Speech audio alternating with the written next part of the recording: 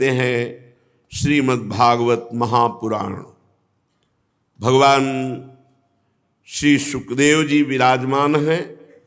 बहुत से दिव्य महापुरुष परीक्षित जी को घेरे हुए हैं। परीक्षित जी को श्रृंगी ऋषि का शाप है, 7 दिन में भयानक तक्षक सर्प आएगा और अपने विष की अग्नि में तुम्हें भस्म कर देगा। देखो, जो भगवान का भक्त होता है, कैसी भी बिगड़ जाए परिस्थिति तो उसका बाल बांका नहीं होता। जैसे दुर्योधन ने शकुनी के कपट भरे पासे से महाराज युधिष्ठिर को पराजय करके 12 वर्ष का वनवास, 1 वर्ष का अज्ञातवास, लेकिन उस समय भारत के दिव्य महर्षि ब्रह्म ऋषि ये सब युधिष्ठिर जी के साथ थे। जब धर्मात्मा पुरुष कभी संकट में होता है तो महात्मा जन उनका साथ देते हैं। आज परीक्षित को सहस्त्रों दिव्य महात्मा घेरे हुए हैं और परमहंस अवधूत शिरोमणि श्री सुखदेव जी महाराज उच्च आसन पर विराजमान है। परीक्षित जी ने प्रश्न किया, भगवान, वेद वेत्ताओं में आप श्रेष्ठ हैं। मैं जानना चाहता हूं कि जब ब्रह्मा जी ने, कल प्रसंग था, देवर्षि नारद जी ने प्रश्न किया था कि आपसे भी बढ़कर कोई परमात्मा है क्या, जो आप ध्यान करते हैं, तप करते हैं, जप करते हैं, और इस सृष्टि का आधार क्या है, ये सृष्टि कैसे बनी, हम तत्व से जानना चाहते हैं। तो कल आपने सुना देवर्षि नारद जी किन किन बातों को ब्रह्मा जी से पूछा, कैसे ब्रह्मा जी को भगवान का दर्शन हुआ, कैसे ब्रह्मा जी को ज्ञान हुआ, ये मैं सुनना चाहता हूं। हे परमहंस शिरोमणि सुखदेव जी, आप मुझे ऐसा उपदेश कीजिए कि मैं अपने आसक्ति रहित मन को सर्वात्मा भगवान श्री कृष्ण में तन्मय करके ये अपना नाशवान शरीर छोड़ दूं। जो लोग भगवान की लीलाओं का श्रद्धा के साथ रोज श्रवण करते हैं और गायन करते हैं, तो पहली बात, उनके अंदर कुभाव भी आ जाए तो नरक नहीं जाएंगे। जो रोज भगवान की लीला कथा सुनते हैं, थोड़े ही समय में उनका कुभाव नष्ट हो जाएगा और उनके हृदय में भगवान अपनी भक्ति प्रकाशित कर देंगे। भगवान श्री कृष्ण की जब कोई कथा सुनता है तो प्रविष्टा कर्णरंध्रेण श्वानाम भाव सरोरुहम आहा धुनोति समलम कृष्ण सलिलस्य यथा शरत। जब कोई कानों में भगवान की चर्चा सुनाता है, ध्यान पूर्वक हम उसे सुनते हैं, तो थोड़े ही दिनों में कर्ण छिद्रों से भगवान कथा शब्दों के अंतर्गत बैठकर हमारे हृदय में पहुंच जाते हैं और भगवान प्रकाशित हो जाते हैं। जो ही भगवान प्रकाशित हुए तो जैसे शरद ऋतु आने पर जल का गंदलापन मिट जाता है, एकदम निर्मल हो जाता है, वैसे ही मन निर्वासनिक एकदम निर्मल हो जाता है। कथा सुनने मात्र से भगवान प्रविष्टा कर्णरंध्रेन श्वानाम भाव सरोरुहम, उसके हृदय में भाव प्रकट कर देते हैं। कर्णरंध्रों से स्वयं भगवान हृदय में जाकर प्रकाशित हो जाते हैं। धौतात्मा पुरुषः कृष्ण पाद मूलम न मुंचति, मुक्त सर्व परिक्लेशः पांथः स्वशरणम यथा। जब भगवान हृदय में प्रवेश कर जाते हैं, मन निर्मल हो जाता है, तब उसकी ऐसी दशा हो जाती है, वो क्षण क्षण में रोता है, क्षण क्षण में आनंदित होकर नाचता है, क्षण क्षण में हृदय से गाता है। बड़ी अद्भुत दशा हो जाती है। वो फिर एक क्षण के लिए भी कभी भगवान का विस्मरण नहीं कर सकता। वो समस्त क्लेशों से छूटकर ऐसे विश्राम को प्राप्त होता है जैसे परदेश गया हुआ आदमी घर आने पर विश्राम प्राप्त करता है। हमारा घर क्या है? वृंदावन। घर वाले कौन है? प्रिया प्रीतम सहचरियां। हम भूल से माया के भ्रम में फंसकर शरीर और शरीर संबंधियों में अपना मोह कर लिए, यही हमारी दुर्गति का कारण है। सबकी ममता ताग बटोरी, मम पद मन ही बांध बर डोरी। हमको भी ये जीवन में करना है कि एकमात्र ममता प्रिया प्रीतम के चरणों में। भगवान, वैसे तो जीव का इस पांच भौतिक शरीर से कोई संबंध नहीं है। जैसे वस्त्र वैसे है ये, पर अज्ञान के कारण हम इसे मैं और मेरा मान लिए।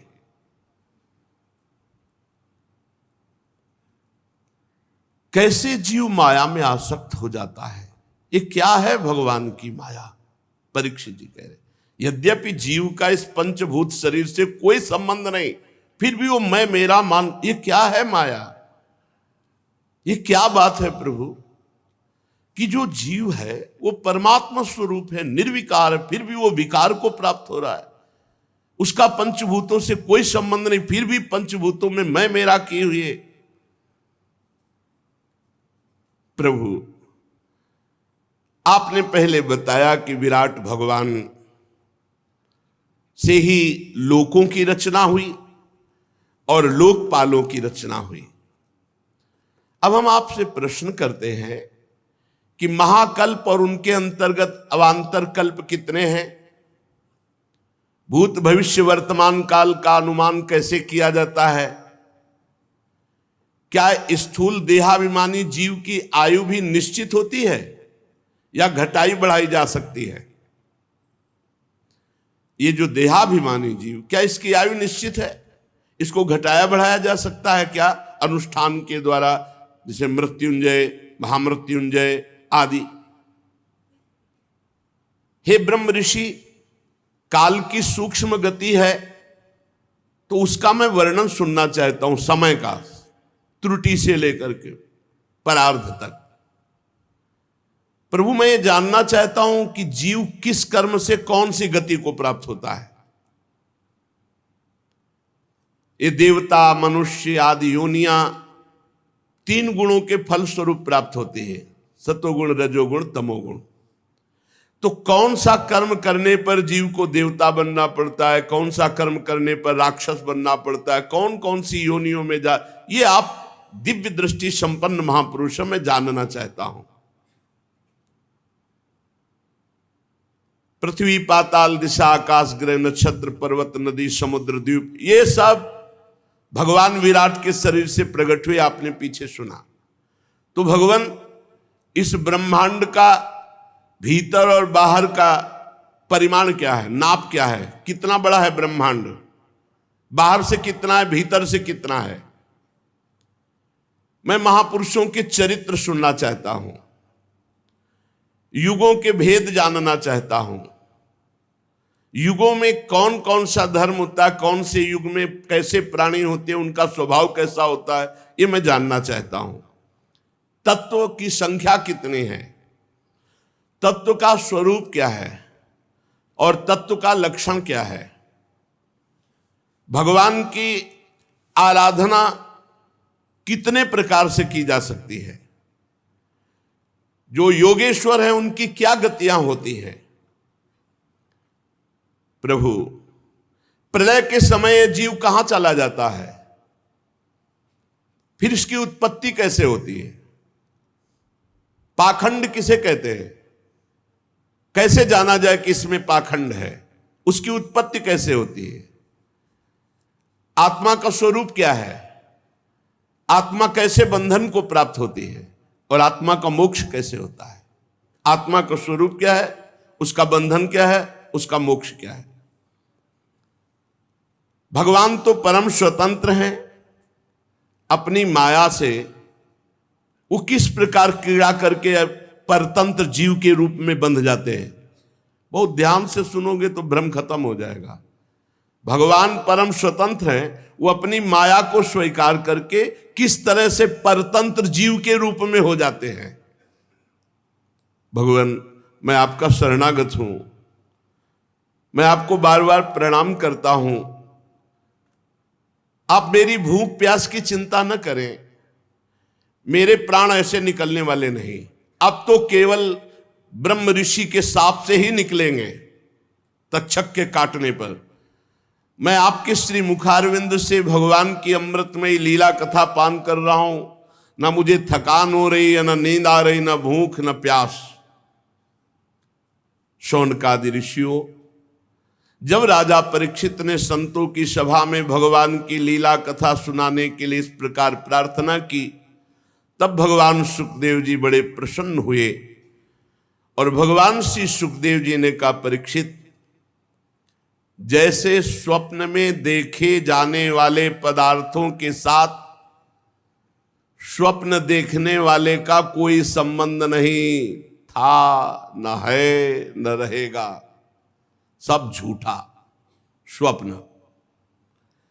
ठीक ऐसे ही जागृत अवस्था में ये देह के संबंधी भोग और देह के रिश्ते नाते ना थे, ना रहेंगे और ना है वर्तमान में। केवल अज्ञान के कारण जैसे स्वप्न देखता हुआ पुरुष अच्छा या बुरा, दुख या सुख का अनुभव करता है, जगह तो कुछ नहीं, ऐसे ही जब ज्ञान होगा तो ये सब कुछ नहीं है। अनुभव स्वरूप आत्मा माया के बिना दृश्य पदार्थों को कैसे देख सकती है? ये माया का स्वरूप हुआ कि मैं अपने स्वरूप को भूलकर देह भाव से और ये सब रिश्ते नाते भोग आदि में फंस गया। यह मैं हूं, यह मेरा है, वो ऐसा मानने लगा। जब ये गुणों से क्षुब्ध होकर मोह उत्पन्न करने वाली माया के अधीन हो गया और मोह से युक्त होकर माया में रमण करने लगा, तब वह आत्मा मैं और मेरा में फंस करके दुर्गति को प्राप्त हो गया। यद्यपि वह अविनाशी, अमल, चैतन्य घन, आनंद स्वरूप, वह कौन? तत्त्वमसि, त्वम असि, तुम ही हो। जिसे वह कह के संबोधन किया जा रहा है वो तत्व माने वह जिसे तुम, त्वम असि, तुम ही हो, तत्त्वमसि। तुम अपने को भूल गए हो और देह भाव में आ गए हो। भगवान ब्रह्मा जी जब प्रकट हुए उनको भी ज्ञान नहीं था। आदि गुरु तीनों लोकों के जब कमल पर बैठे तो कोई ज्ञान उनके अंदर नहीं था। बिल्कुल ध्यान से सुनो, ना सृष्टि प्रकट करने का, ना मैं ना तू, कोई ज्ञान नहीं। तब उन्होंने ज्ञान दृष्टि प्राप्त कर, मैं कौन हूं, ये कमल कौन है, मेरा उद्देश्य क्या है, मेरा कर्तव्य क्या है, इस प्रकार उनके अंदर चिंतन प्रारंभ हुआ। ये ज्ञान की प्रथम भूमिका है। जब प्रश्न उदय होता है, मैं कौन हूं, मेरा कर्तव्य क्या है, ये जगत क्या है, ये संबंध क्या है, यहीं से मार्ग निकलता है, यहीं से भगवत मार्ग प्रकट होता है। मेरा कौन है, मेरा उद्देश्य क्या है। मेरे जितने कहने वाले तो सब मरण धर्मा है, फिर मेरा कौन है, मैं किस लिए आया हूं इस मृत्यु लोक में। ये जब किसी की परमार्थ यात्रा प्रारंभ होती तो इन्हीं प्रश्नों से होती है। ब्रह्मा जी के अंदर ये प्रश्न उत्पन्न हुए। उसी समय महान समुद्र से एक आवाज आई। व्यंजन का 16वां अक्षर और 21वां अक्षर, ता प त प, 3 बार, तप करो, तप करो, तप करो। ब्रह्मा जी ने वक्ता को चारों ओर देखने के लिए ऐसे किया तो 4 मुख हो गए। कहां से आवाज आई? पर आवाज किससे आई ये नहीं जान पाए। पर उन्होंने कहा कि मुझे आज्ञा हुई है कि तप करो, इसलिए मैं अपने मन को तपस्या में लगाता हूं। ब्रह्मा जी त्रिभुवन के सबसे बड़े तपस्वी हैं, प्रथम तपस्वी हैं। घोर तपस्या की 1000 दिव्य वर्ष पर्यंत चित्त को एकाग्र करके, प्राणों को रोक करके, मन को संयम में करके, कर्मेंद्रिय ज्ञानेंद्रियों को वश में करके ऐसी तपस्या की कि अमोघ ज्ञान प्रकट हो गया। 1000 दिव्य वर्ष तक मन को एकाग्र, प्राणों को रोक लिया, चित्त को एकाग्र, कर्मेंद्रिय और ज्ञानेंद्रियों को वश में करके 1000 दिव्य वर्ष तक तपस्या की। उनके अंदर अमोघ ज्ञान प्रकट हो गया।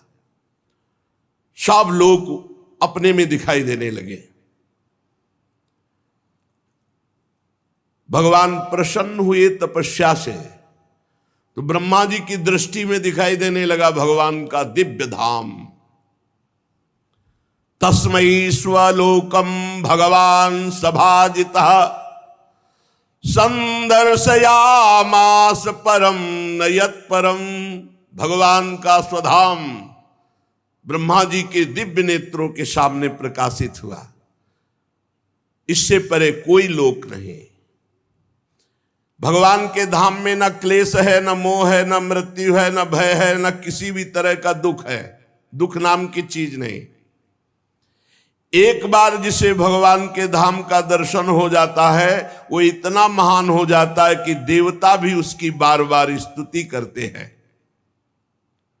सुरासुरार्चिता। भगवान के धाम में न रजोगुण है, न तमोगुण है, न मिला हुआ सतोगुण है, न काल का प्रवेश है, न माया ही कदम रख सकती। फिर माया के बाल बच्चे काम क्रोध आदि तो प्रवेश ही कैसे कर सकते हैं। देखा भगवान ब्रह्मा जी ने कि दिव्य पार्षदों से सुरक्षित है भगवान का धाम। बड़े बड़े ऋषि मुनि देवता सब नमस्कार कर रहे हैं, धाम की तरफ सर झुका रहे हैं। अब धाम के अंदर दृष्टि प्रवेश की तो देखा उज्ज्वल आभा से महान तेजों में श्याम शरीर, शतदल कमल के समान कोमल नेत्र, पीले रंग का दिव्य बिजली जैसा पीतांबर, अंग अंग से रास रास सौंदर्य बिखर रहा है। कोमलता, सौंदर्यता, मानो मूर्तिमान होकर विराजमान हो। और ऐसे ही भगवान के सब पार्षद हैं। जैसे भगवान का स्वरूप ऐसे भगवान के पार्षद, सबकी चार चार भुजाएं, महान तेजस्वी दिव्य अस्त्र लिए हुए भगवान के पार्षद, सब दिव्य मणिमय सुवर्ण प्रभा में आभूषण धारण किए हुए तेजो में। धाम की भूमि छवि अद्भुत, कहीं मूंगे की, कहीं वैदुर्य मणि की, कहीं कमल के समान, कहीं उज्जवल स्फटिक मणि के समान, ऐसी भूमि धाम की। सबके कानों में कुंडल, मस्तक पर मुकुट, कंठ में दिव्य मालाएं, जैसे आकाश बिजली से चमक उठता है, ऐसे ही ब्रह्मा जी के नेत्र बड़े तेजोमय हो गए। भगवान के वैकुंठ धाम का दर्शन, वैकुंठ धाम के पार्षदों का दर्शन। अब देखा कि महालक्ष्मी सुंदर रूप धारण किए हुए अपनी दासियों के साथ, विभूतियों के साथ भगवान के चरण चाप रहे हैं। भगवान की मधुर मधुर लीलाओं का गायन करते हुए भगवान के चरण चाप रहे हैं। लक्ष्मी जी उन्मत्त हो रही हैं भगवान के चरणों के स्पर्श से और सौंदर्य से। ब्रह्मा जी ने देखा कि दिव्य लोक वैकुंठ धाम में भक्तों के रक्षक महालक्ष्मीपति, यज्ञपति, विश्वपति भगवान विराजमान है। और भगवान के एकदम नजदीक जो पार्षद हैं वो सुनंद, नंद, प्रबल और अर्हण आदि, ये भगवान के समान बलशाली वैभव, ये मुख्य मुख्य पार्षदगण भगवान की सेवा कर रहे। कोई चमर डुला रहा है, कोई व्यजन डुला रहा है, कोई छत्र लिए, वो सब भगवान के मुख कमल की तरफ एक तक चित्तवृत्ति से देखते रहते। क्या आदेश हो, क्या इशारा हो, तत्काल सेवा हो। आंखों में लाल लाल डोरियां, बड़ी मोहक मधुर चितवन। ऐसा लगता है कि प्रभु अपने प्रेमी भक्त को अपना सर्वस्व भी दान दे देंगे। सिर पर मुकुट, कानों में कुंडल, कांधे में पीतांबर, वक्षस्थल में सुनहरी रेखा, सुंदर चार भुजाएं, और भगवान बहुमूल्य आसन पर विराजमान हैं। भगवान के पास पुरुष, प्रकृति, महातत्व, अहंकार, मन, 10 इंद्रियां, शब्दादि 5 तन्मात्राएं, पंच महाभूत, ये 25 शक्तियां मूर्तिमान होकर हाथ जोड़े खड़ी है। उसी मन से संपूर्ण सृष्टि का मन बनता है। उन्हीं 10 इंद्रियों से संपूर्ण सृष्टि को इंद्रियां मिलती हैं। ये मूर्तिमान वैकुंठ में भगवान के सामने हाथ जोड़कर खड़े। पुरुष, प्रकृति, महातत्व, अहंकार, मन, 10 इंद्रियां, 5 शब्द तन्मात्राएं, शब्द स्पर्श रूप रस गंध, और पंच महाभूत, ये 25 शक्तियां मूर्तिमान होकर भगवान वैकुंठनाथ के पास आसपास हाथ जोड़े खड़ी हैं। समग्र ऐश्वर्य, समग्र धर्म, कीर्ति, श्री, ज्ञान, वैराग्य, ये 6 नित्य सिद्ध रूप धारण किए हुए भगवान के सामने हाथ जोड़े खड़े हैं। ज्ञान, वैराग्य, कीर्ति, श्री, धर्म, ऐश्वर्य, ये सब मूर्तिमान होकर सर्वेश्वर भगवान आनंदमय स्वरूप में छके हुए विराजमान है। ब्रह्मा जी ने जे ही दर्शन किया तो रोना आ गया, हृदय लबालब आनंद से भर गया, आंखों से अश्रु चलने लगे, शरीर पुलकित हो गया, नेत्रों से प्रेमाश्रुधारा बहने लगी। ब्रह्मा जी ने भगवान के उन चरण कमलों में जो परमहंसों के निवृत्ति मार्ग से प्राप्त हो सकते हैं, सिर झुकाकर प्रणाम किया। ब्रह्मा जी प्यारे अपने आराध्य देव भगवान वैकुंठनाथ के प्रेम में इतने आनंद निमग्न है कि अब कुछ होश ही नहीं है। विचार करके देखो कि शिव श्रीपति यद्यपि ललचाही, मन प्रवेश तिन्हों को नाही। यहां वैकुंठनाथ के दर्शन से हालत ब्रह्मा जी की हो रही है, और शिव श्रीपति वैकुंठनाथ यद्यपि ललचाहे, जहां गलबहियां दिए हमारे प्रिया प्रीतम वृंदावन नवनिभृत निकुंज में, वहां क्या दशा होती होगी प्रेमी की। ब्रह्मा जी की दशा है कोई सुध नहीं, आंखों से अश्रुधारा बह रही, हृदय आनंद से लबालब भर गया। ये केवल ध्यान ही नहीं है, ये साक्षात्कार है। भगवान बहुत प्रसन्न मुद्रा में ब्रह्मा जी का हाथ पकड़ा।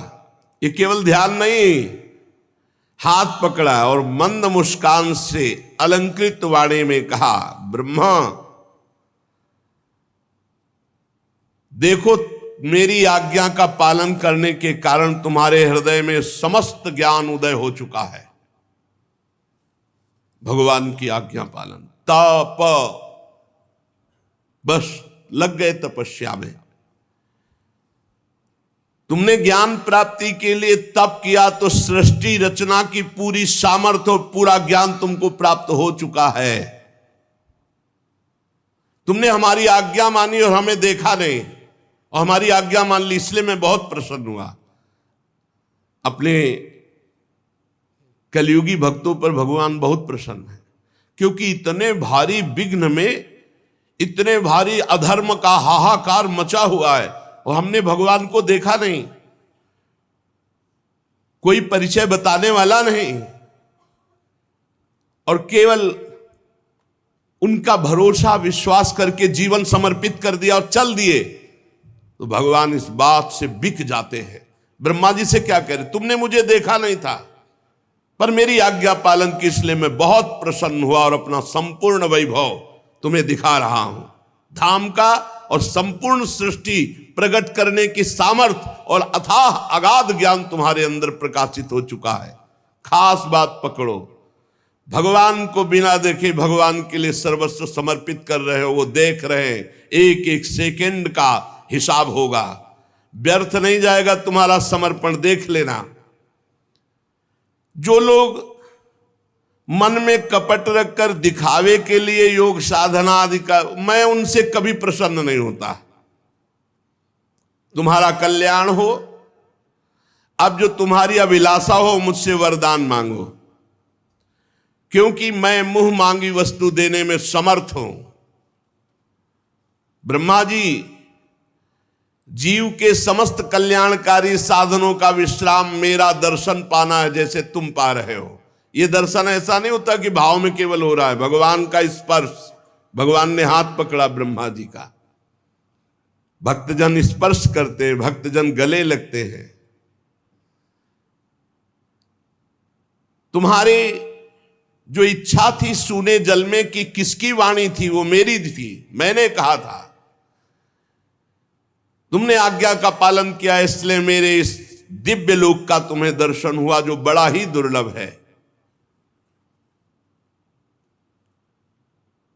तपस्या मेरा ही स्वरूप है। तपस्या से दुर्लंघ शक्ति हृदय में जागृत हो जाती है। ब्रह्मा जी ने कहा, भगवान आप समस्त प्राणियों के अंतःकरण में साक्षी रूप से विराजमान रहते हैं। भगवान कहां रहते हैं? सबके अंतःकरण में विराजमान है। सबके, जहां मन बुद्धि चित्त अहंकार है वहीं विराजमान है। चित्त में भगवान विराजमान है, चित्त में भगवान वासुदेव का स्थान है। हे भगवान आप सबके अंतःकरण, बताओ इतने नजदीक हैं और फिर भी दुर्लभ है उनका दर्शन, क्योंकि हम बहिर्मुख होकर बाहर चित्त वृत्ति दिए हैं। यह ज्ञान आपसे ही हमें प्राप्त हुआ है कि मैंने अंतःकरण में आपका साक्षात्कार किया। नाथ,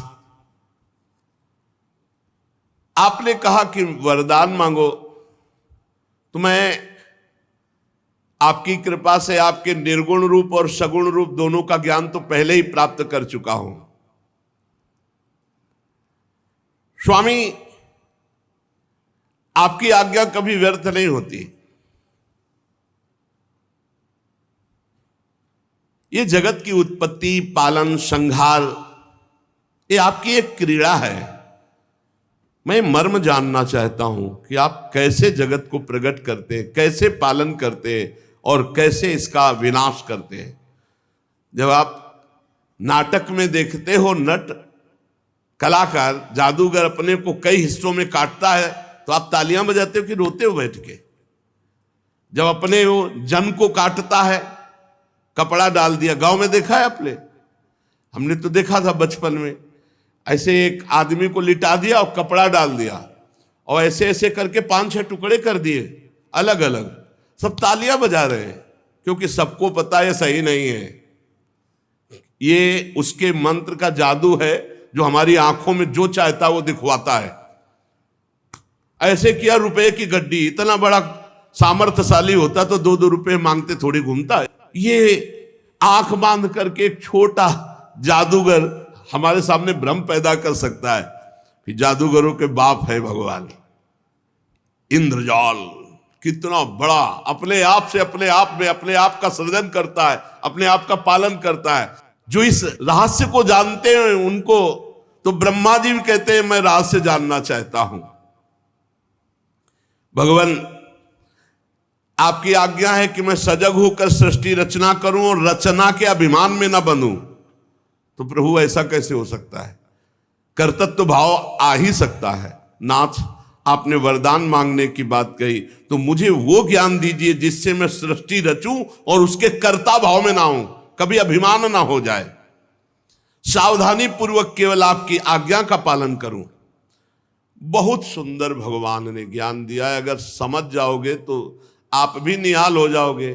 बहुत बड़ा नहीं है, 4 श्लोक में ज्ञान दिया है, अब उसे पकड़ लेना। भगवान कह रहे हैं ज्ञानम परमम गुह्यम में यद विज्ञान समन्वितम सरहस्यम तदंगम च गृहाण गदितम मया। ब्रह्मा जी, तुम मेरे भक्त हो, मेरी आज्ञा का पालन करते हो, इसलिए मैं अत्यंत गोपनीय अपने स्वरूप का ज्ञान मैं तुम्हें दे रहा हूं, तुम इसे ग्रहण करो। ये ज्ञान बड़ा गोपनीय है, मेरी कृपा से ही ये केवल ज्ञान होता है, पढ़ने लिखने से नहीं होता, किसी साधना से नहीं होता, मेरी कृपा से होता है। अब जो ज्ञान दे रहे हैं उसे सुन लो, इसे बैठा लेना। गुरु कृपा से बचपन में जब चले थे उसी समय ये बात बैठ गई थी दिमाग में। तो उसकी शुरुआत जैसे बच्चा थे उसी भाव से हुई थी। कुत्ते को देखते थे इसमें भगवान है, कुत्ता भगवान कैसे हो सकता है यार, ऊपर का खोल कुत्ता है, अंदर तो भगवान है ना इसमें। ऐसे शुरू किए थे। नहीं, नजदीक आएगा तो डंडा तो मारेंगे ही, तो डंडे में भी तो भगवान है।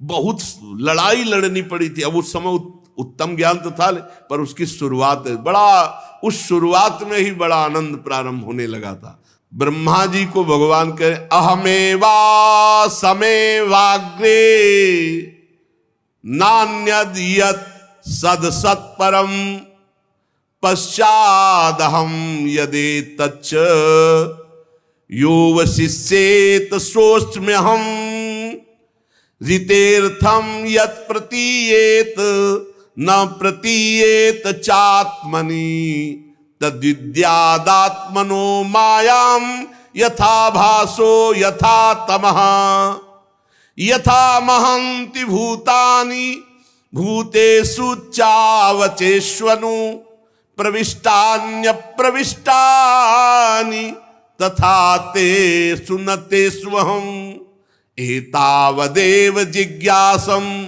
तत्व जिज्ञासुनात्मनः अन्वय व्यतिरेकाभ्याम यत्स्यात् सर्वत्र सर्वदा एतन्मतं समातिष्ठ परमेण समाधिना भवान कल्प विकल्पेषु न विमुह्यति कर्हिचित्।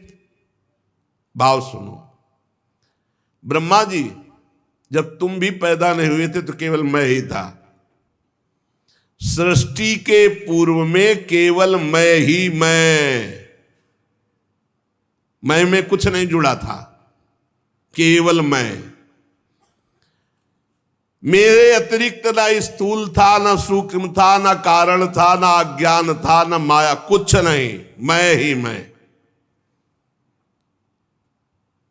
जब सृष्टि नहीं रहेगी तो मैं ही मैं। जब सृष्टि नहीं थी पूर्व में तो मैं ही मैं, और जब सृष्टि नहीं रहेगी तो मैं ही मैं। तो बीच में जो कुछ प्रतीत हो रहा है वो मैं ही मैं, दूसरा कुछ नहीं। मत्ता परतरम नान्यत किंचिदस्ति धनंजय। हे धनंजय, मेरे सिवा कुछ नहीं, मैं ही मैं हूं। बस इसी का अनुभव करना है। बड़ा आनंद, प्रारंभ में ही बड़ा आनंद, भगवान ही भगवान, सब में बार बार अनुभव करना, सब में भगवान। जो सृष्टि के बाद कुछ बचेगा वो मैं। ब्रह्मा वास्तव में ना होने पर भी जो कुछ ये दिखाई दे रहा है ना, ये नेत्र दोष है। जैसे नेत्र दोष हो जाए तो दो चंद्रमा दिखाई देने लगेंगे।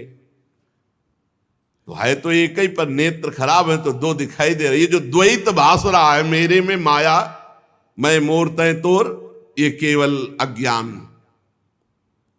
मुझ परमात्मा में दो चंद्रमाओं की तरह ये जगत मिथ्या है।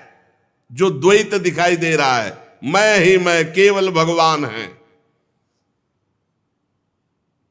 मैं सब में विराजमान हूं, पर मेरी माया के कारण मैं नहीं दिखाई देता और सब कुछ दिखाई देता है। जैसे प्राणियों के पंचभूत रचित छोटे बड़े शरीरों में आकाश आदि पंच महाभूत उन शरीरों के कार्य रूप निर्मित होने के कारण प्रवेश भी करते, और पहले से उन स्थानों में उन रूपों में विद्यमान है तो प्रवेश भी नहीं करते।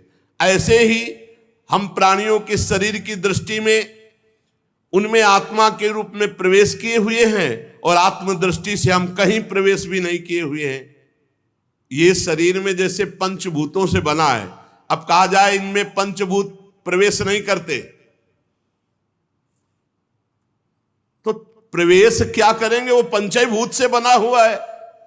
तो बोले इस जगत में भगवान प्रवेश नहीं करते। प्रवेश क्या करते, भगवान ही बने हुए हैं जगत। बात को समझो। प्रविष्टान्य प्रविष्टानि तथा तेषु न तेषु अहम्, वे मेरे में नहीं, मैं उनमें नहीं हूं। क्यों? क्योंकि मैं ही मैं हूं। दो नहीं है, वे और मैं नहीं, केवल मैं ही मैं हूं। यही समझना है।